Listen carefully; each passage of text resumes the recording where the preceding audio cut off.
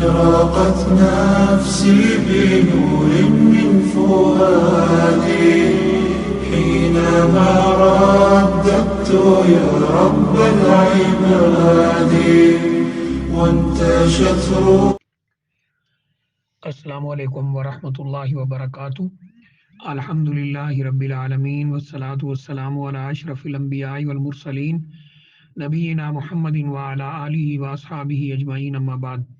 یہ کسی ہماری بہن نے سوال کیا ہے، وہ پوچھ رہی ہیں کہ جس عورت کا خاوند فوت ہو جائے اور 4 مہینے 10 دن اس کی عدت پوری ہو جائے تو اس کو کہا جاتا ہے کہ وہ سب سے پہلے قبرستان جائے، قبرستان جا کر اپنے خاوند کی قبر کے پاس دعا کرے اور پھر سیدھی واپس گھر نہ آئے، کسی اور طرف چلی جائے، کہیں باہر چلی جائے، وہاں وقت گزار کے تھوڑا سا پھر گھر آئے، تو کیا یہ بات صحیح ہے؟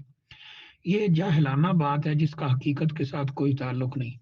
قرآن و حدیث کے اندر صرف اتنا ہے کہ جس عورت کا خاوند فوت ہو جائے وہ 4 مہینے 10 دن عدت گزارے، کیونکہ اللہ تعالیٰ فرماتے ہیں والذین یتوفون منکم ویذرون ازواجا یتربصن بانفسہن اربعۃ اشہر وعشرا، 4 مہینے 10 دن عدت گزارنا ہے، اور جب یہ دن ختم ہو جائیں، 4 مہینے 10 دن پورے ہو جائیں، تو جو عدت کی پابندیاں ہیں وہ ختم ہو جاتی ہیں۔ یعنی عورت گھر سے باہر جا سکتی ہے، اچھے کپڑے پہن سکتی ہے، زیب و زینت کا اظہار کر سکتی ہے، یعنی اپنے لیے یا خواتین کے سامنے، اور وہ نکاح کے لیے پیغام بھیج سکتی ہے، نکاح کے لیے تیاری کر سکتی ہے۔ یہ چیزیں بس جو اس کے لیے جو جائز نہیں تھی وہ جائز ہوگی۔ باقی یہ قبرستان جانا اور پھر کسی اور گھر میں پہلے جانا، جیسے بھائی باپ کے گھر جانا پھر واپس خاوند کے گھر میں آنا، یہ ساری ہندوانہ رسمیں شاید ہو سکتی ہیں، اسلام کے اندر تو ایسا کچھ بھی نہیں ہے۔